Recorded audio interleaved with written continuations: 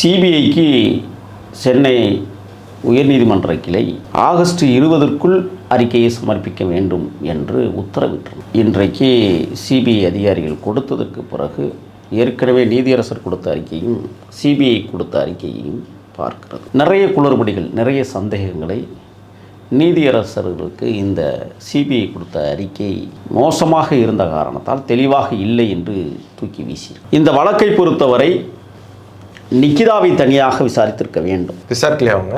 இந்த வழக்கை 2 விதமாக நடத்தியிருக்க வேண்டும்.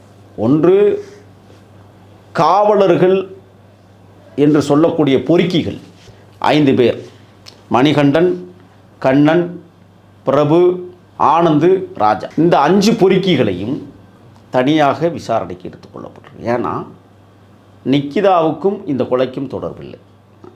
நகை காணவில்லை என்பது குற்றச்சாட்டு. ஆனால் இன்று வரை நகை கண்டுபிடிக்கப்படவில்லை என்பது கேலிக்குத்தாக இருக்கு.